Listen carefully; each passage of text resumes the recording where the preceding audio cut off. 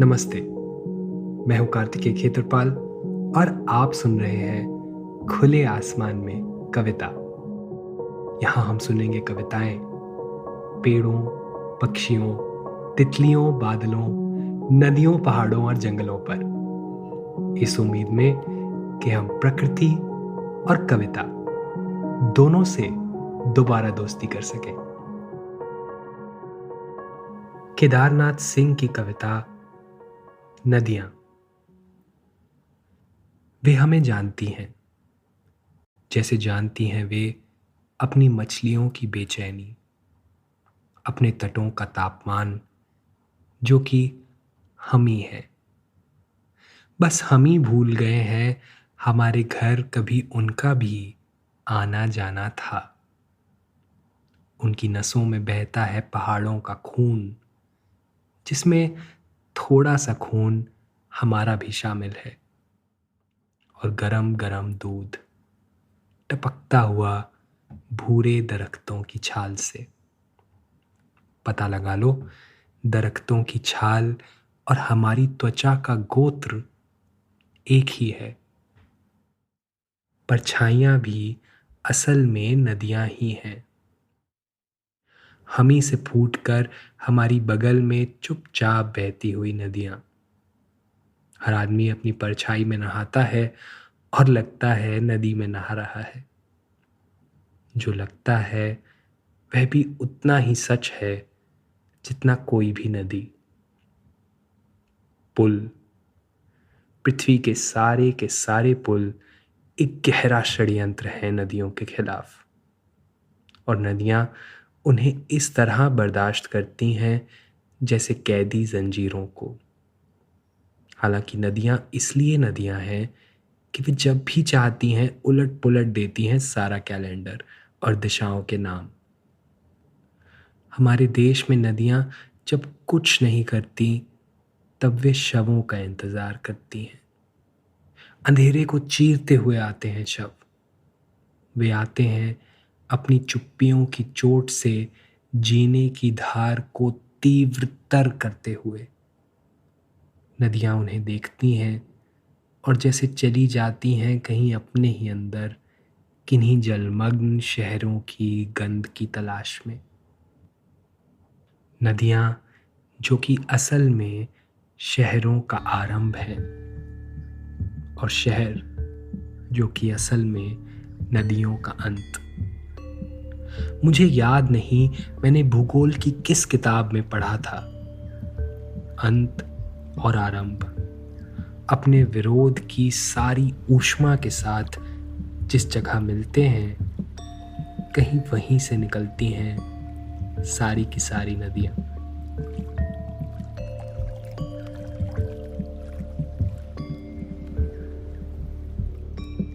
आप आखिरी बार किसी नदी में कब नहाए थे?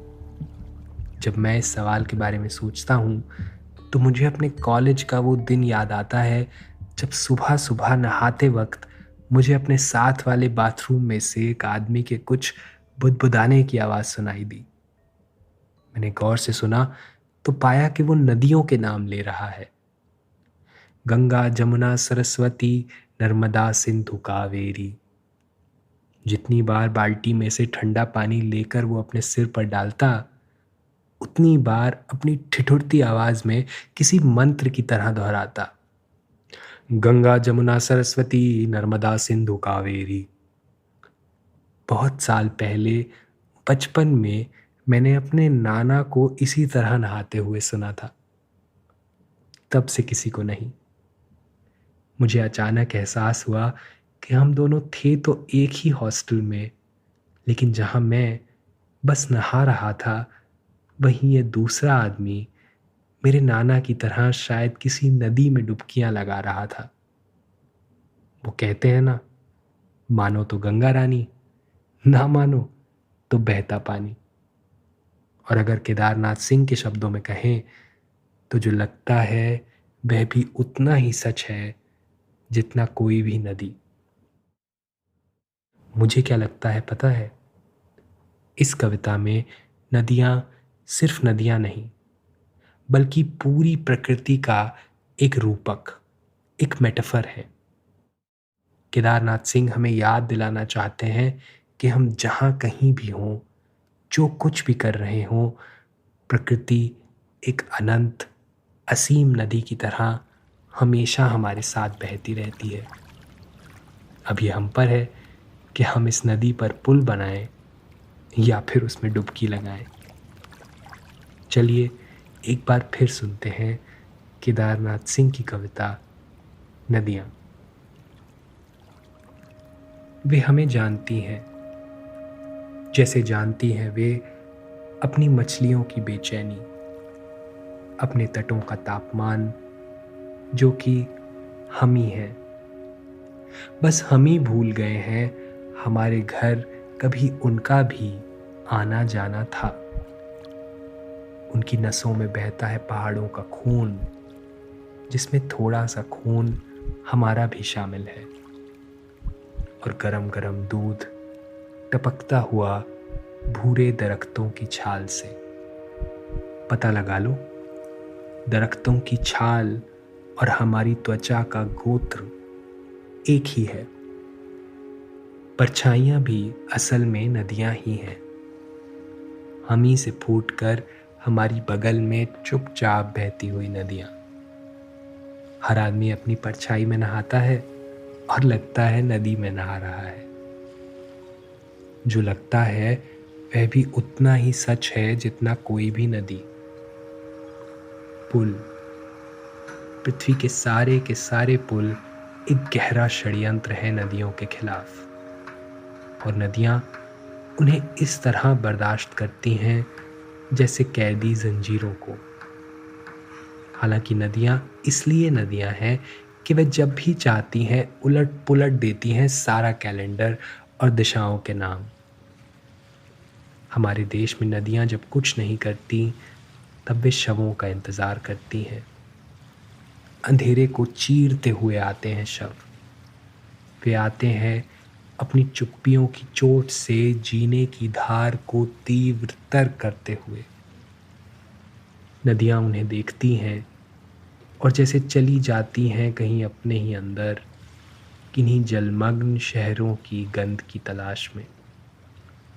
नदियां जो कि असल में शहरों का आरंभ हैं, और शहर जो कि असल में नदियों का अंत।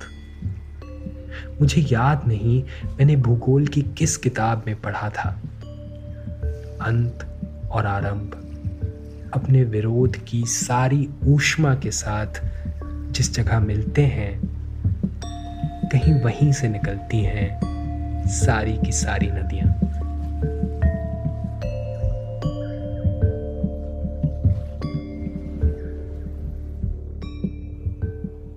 तो जाइए, आप भी किसी नदी में जाकर डुबकियां लगाइए। सांस रोककर पानी में सिर को पूरा डुबाइएगा। असली मजा उसी में है। प्रकृति से हमें जोड़ती ऐसी और भी कविताएं सुनने के लिए सब्सक्राइब करें और सुनते रहें खुले आसमान में कविता। खुले आसमान में कविता स्पॉटिफाई और एप्पल पॉडकास्ट जैसे सभी पॉडकास्ट चैनल्स पर उपलब्ध है।